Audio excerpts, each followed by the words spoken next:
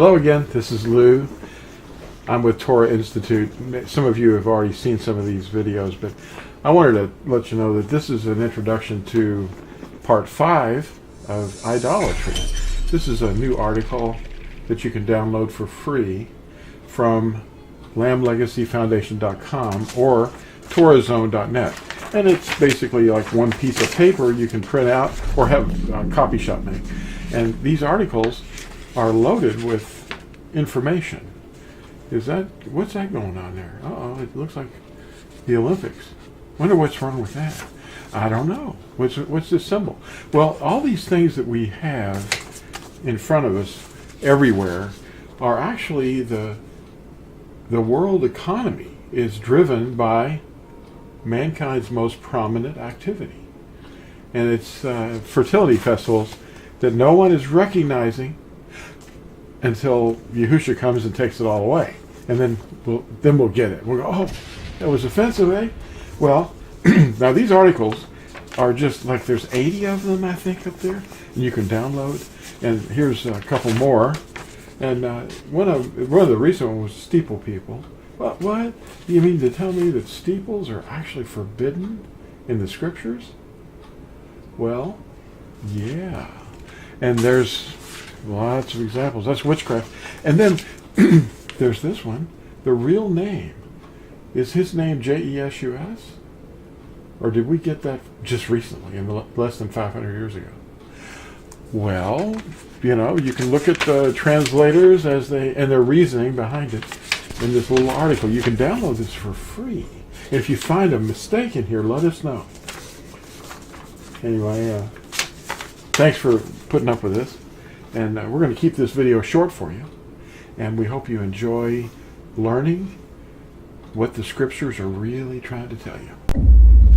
Bye now. There's a song too. And so I didn't really see a big difference. So I kind of, when I found out that the King James was basically a Catholic translation, it really, for some reason, it did not surprise me that much. Mm-hmm. And but then when I started studying in the Hebrew, it's like, whoa, this is what I've been missing. Oh boy. It really opened my eyes. Then I found the name. When I heard the name and saw the name, and how it was mongrelized in the King James, it's like, oh man, it hurt. Oh yeah, it's sad. But the worst thing was not just that we were deceived, but that everyone else is still so deceived that they're walking around in a stupor. They're drunk, or they're under the influence of like a numbing drug that they can't wake up from. They're stunned, they're sleeping. And you want to awaken them, but you can't. I mean, it takes Yahusha's spirit in them to prepare them. And then when you speak his words, then suddenly they go, I love that. Why do I love that? And then that's it. It gets them. Because when you will turn your heart away from the things that you've put down, all the stuff that you've idolized, and you say, oh, I was holding on to that stuff. But he wants you to just drop it all and just take him. Because that's all you need. He's got it all figured out for you. You don't have to know everything. You just have to know him. He's the one that knows everything. He's got the future. He's going to resurrect you. Don't worry about anything, ever. Well, he's got us carved in the palm of his hand. Our names are carved into his hands, yes. Yeah. He's written them.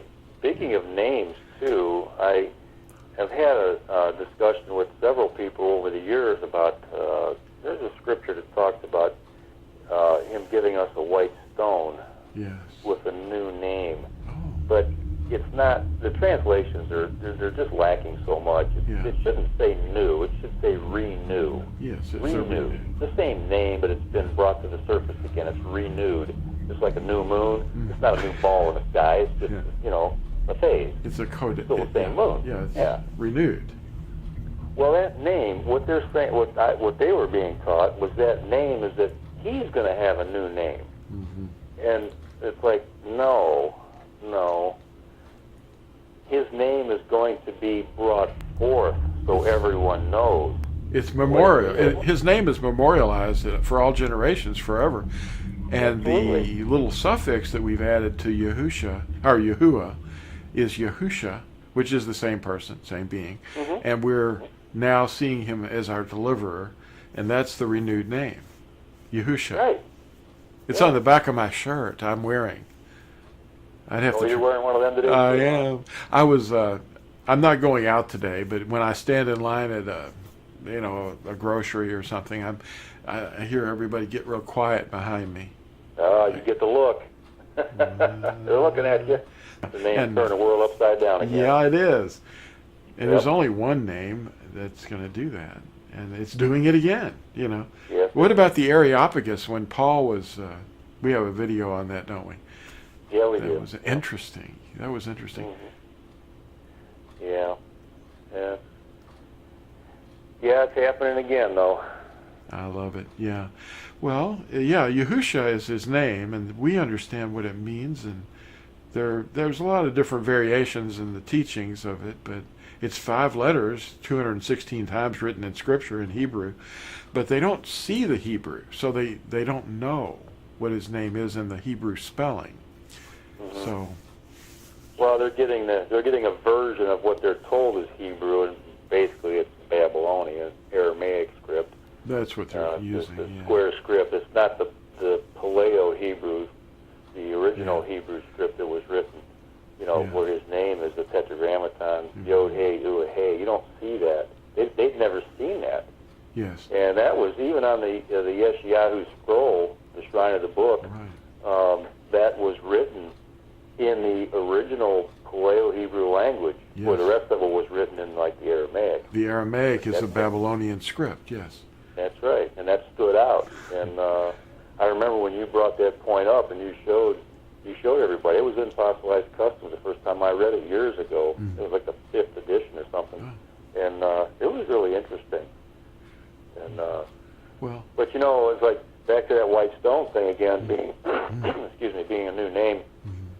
And there's other people out there that think that they're going to get a new name. It's like, They're naming What? themselves. They're making up names that sound Yeah. Hebrew. yeah, it's like, come on, That's okay. what name is going to be written in the scroll of life? Yeah. The one that you want to respond to? Yeah. One that your parents gave you? Yeah. Uh-huh. Yeah, I wouldn't make a name up for myself. I don't have authority over myself. Well, no. I no, submit no it one to has his that. authority. Yeah. Yeah. I have authority to name my children, and that's because Right. I'm their parent. And I decided that one of my children would be named this and that. I use scripture names as I understood them. Adam was Yeah. a good name, and Michael. Yeah. Those are Yeah. Hebrew words, and I don't know why, but I did name them that. I think he was moving me to do that before I even knew him. But Well, that could very well be, yeah. yeah, Yeah. Because he's definitely been leading us even when we didn't know him. yes, Because he has a plan for each one of us, absolutely. Yeah. whether we know it or not, and whether or not that plan is fulfilled by us, depending on how long we live, how long we're going to rebel, basically. Yeah. We're given so many chances Yeah. that people don't realize that. Each day is a blessing, and the things that we see happening in our lives. Well, the world's gone mad though. From the golden It has. cup that's been the golden cup that's been held by the woman that has caused the whole world to become drunk. Yeah. Well, the age of reason basically is still here, but nobody knows what the reason is. Yeah. Well, we're trying to help them find their purpose, and fulfilling your purpose in life is the reason you were created in the first place. Well, what is that purpose, Lou? To love Yahuwah and love your neighbor, and There you go. teach them, immerse them in the name. The ones that don't know Him, we're drawing them Yeah. closer to Him Yeah. because He's in us, appealing to them to be restored to favor. If Right. we're not using if we're not doing that purpose. We're all, part of his body. We have different functions, but we have the same purpose. We were created to manifest those in us. Yes. Yep. Yeah, he's the Well, one. We're supposed to be his vessels for his That's right. use. That's right. And the Ten Commandments, the Torah, Yes. the first 4, the last 6, how to love him and how to love one another. Yeah. It doesn't get much more complicated than that. And it seems impossible. They're teaching them that if you try to obey these, that you're going to die. They're not going to die. Yeah, or they were laid out just to show us that we couldn't keep them. How many times have you heard that? You don't have to worry because he has unconditional love. Oh, yeah. He's What's that unconditional. unconditional thing? I don't know about that. You have a scripture on the unconditional part?